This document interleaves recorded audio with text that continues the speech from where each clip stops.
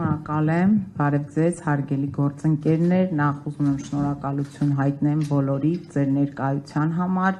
եւ օգտվելով առիթից ուզում եմ գեղեցիկ սեռի ներկայացուցիչների մեկնարկած մեկ ամսյակը շնորհավորել։ Դա ես պետք է ասեի։ Պարոն Աբովյան, ինогда и вы ошибаетесь։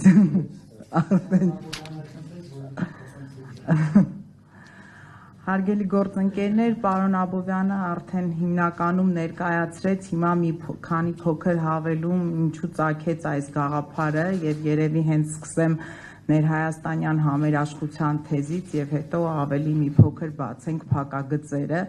Հիմա գիտեք, այստեղ բոլորդ բանասերներ եք եւ թույլ չեք տա ես սխալվեմ, որ բոլոր ժամանակներում հասարակության հիմնական բառամթերքը թելադրում է այդ հասարակության տրամադրությունները, բարոյահոգեբանական վիճակը եւ ընդհանրապես մտածելակերպը։ Հիմա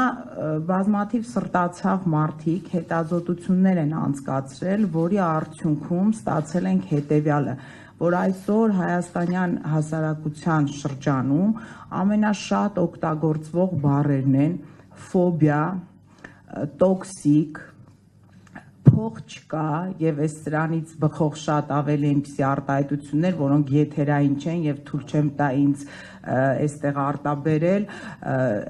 ինչ վիճակ է, անդունդին եզրին են գտնվում, նևրոզ, դեպրեսիա, ներողություն եմ խնդրում ոչ հայկական բառերի կիրառման, բայց ինչպես կիրառում են, այնպես էլ ասում եմ, պանիչսկայա ատակա եւ ինչ որ անընդհատ ատելություն, թշնամանք եւ սա այն ինչ որ ունենք մենք հիմա այսօր Հայաստանում, բայց այս ամենի հետ մեկտեղ պարոն Աբովյանը ասում է համերաշխություն չի նշանակում հնազանդություն, բայց նաեւ այլ կարծիք արտահայտելը դա դեռ չի նշանակում թշնամություն, բայց այսօր մեզ մոտ ստեղծվել է այնպիսի իրավիճակ, որ մարդիկ այլակարծության իրավունք չունեն, արդեն ընտանիքներում, շրջապատում, աշխատանքի վայրում, որտեղ հնարավոր է, մեծ փոքր չկա այնպիսի բնագավառ, ինձ թվում է դուք կհամաձայնեք, որ ձեր բնագավառում էլ արդեն շատ հաճախ խոսքը չի ստացվում, որովհետև միանգամից անհանդուրժողականության դաշտ են մտնում եւ այն մարդիկ, ովքեր ձեզ հետ պետք է խոսեն, դա նաեւ փոխանցվում է լրատվամիջոցներին եւ մեզ բոլորիս։ Մենք հաճախ ուղակի դա քննադատում ենք, բոլորս ասում ենք ինչ վատ է, ինչ անդունդի եզրին ենք մենք գտնվում, շատերը արդեն ասում են անդունդում, բայց իհարկե պետք է նաեւ երևի թե ինչ որ բան նախաձեռնել։ Եվ այսօր առաջին կետը ամենակարևորը նաեւ այս ներհայաստանյան համերաշխությունն է եւ այդ կամուրջ ասվածի միջոցով հնարավորություն տալ մարդկանց խոսելու, հնարավորին հարթակներ ստեղծել, որտեղ մարդիկ կկարողանան կարծիք արտահայտել, բայց կարծիք հայտարարել եւ այդ կարծիքի շուրջ առողջ քննադատություն ցույց տալ, եթե մրցակցության տեղ է նաեւ առողջ մրցակցություն, բայց խոսել, որովհետեւ հարգելիներս մենք գիտենք, որ հիմնականում մարդկանց մոտ ֆոբիաներ առաջանում են նաեւ այդ չխոսելուց։ Մենք հիմա բոլորս մեկս մյուսից կամ նեղացած ենք, կամ չենք խոսում եւ ասեմ նաեւ այս մեր հեռուստատեսային հաղորդումներն էլ վերում են այն եզրահանգման, երևի պարոն Աբովյանը կհամաձայնի, որ շատ հաճախ մարդիկ կան, որ ուզում են խոսեն, բայց նաեւ վախենում են, որովհետեւ ասում են, դե չգիտենք, դա եթեր կգնա, ինչ խոսքեր կգրվեն մեզ, ինչեր կասվի, ինչ կարծիք։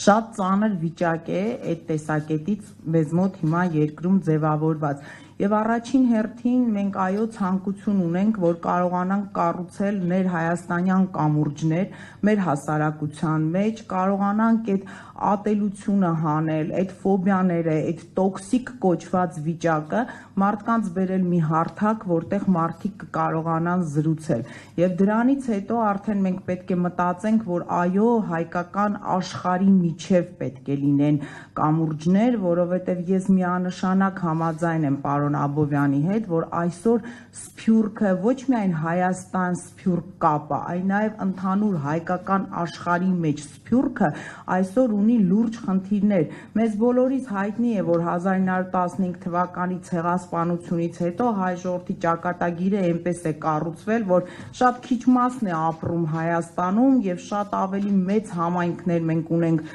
Ռուսաստանի Դաշնությունում, Միացյալ Նահանգներում, Արևմուտքում, Մերձավոր Արևելքում, բայց այսօր տեսնում եք, որ արդեն երկխոսություն կամուրջ չկա նաեւ Սփյուռքում գտնվող հայերի միջև։ Բնականաբար Արևմուտքում ապրող հայկական համայնքներին այնտեղ արևմտամետ ուժերը տանում են հակառուսական պրոպագանդա եւ այդ պրոպագանդան թողնում է իր ազդեցությունը մեր այնտեղի համայնքների վրա եւ տեսեք ուրեմն արդեն այստեղ էլ ոչ թե կառուցվում են, այլ քանդվում են կամուրջներ Սփյուռքի մեջ։ Հիմա պետք է այո մեր առջև դնենք խնդիր նաև հայկական աշխարհի միավորման եւ իհարկե պետք է շեշտեմ, որ ես հատկապես դրան հետամուտ եմ լինելու, որ մշակութային երկխոսություններ լինեն, որովհետեւ ցավոք սրտի այս բոլոր տրամադրությունները ազդել են նաև մշակութային երկխոսությունների վրա, մշակութային կապերի եւ մշակութային կամուրջների։ Իսկ բոլոր ժամանակներում դա հայտնի թեզ է, որ մշակույթը կապել է մեզ բազմաթիվ ժողովուրդների եւ երկրների հետ, որ մշակութային երկխոսությունը, դիալոգ կուլտուր կոչվածը եղել է բոլոր ժամանակներում շատ կարեւոր եւ շատ անհրաժեշտ, բայց հիմա երբ որ մենք մեր երիտասարդ սերնդին էլ նայում ենք, գիտեք, եկել ասենց ինչ որ բա, եկել են պապերը, տատերը, ծնողները, իմացել են պատմություն, մշակույթ, գրականություն, շատ անգամ այդ գրականությունը հենց օրիգինալում են կարդացել ռուսերեն լեզվով, հիմա ասենց ինչ որ մի բան կտրվել է, մի հատ վակուում է, մեկ որ երիտասարդների հետ խոսում ես, ուղղորդում ես, հասկանում ես, որ ճիշտ ուղղորդման դեպքում այդ երեխեքը շատ հետաքրքրություններ ունեն, ուզում են կարդան, հասկանան, բայց մեկ էլ ստեղծվում է իրավիճակ, որ նույնիսկ այ հիմա պատերազմի հաղթանակի 80-ամյակին ընդառաջ երիտասարդներ կան, որ ունես տրամադրված են, որ դա իրանց սկի գործնել չի եւ դա իրենց չի վերաբերվում, որտեղ այդպիսի տրամադրությունների ներքո են, բայց հետո երբ որ ասում ես, այսինքն մի ընդհանուր հաղթանակ, հələ մի գնա նայի պապիկը, տատիկը, ինչպես տեսնում ես, որ միավորվում են, որ ուզում են խոսել, ուզում են կարդալ, ուզում են զբաղվել, ուզում են հետաքրքրվել։ Սրանք հիմնական թեզերն էին, որոնց մասին ուզում էի խոսել, հետո գործընկերները խոսեն, եթե էլի ինչ որ կարիք կլինի հավելելու, ես նորից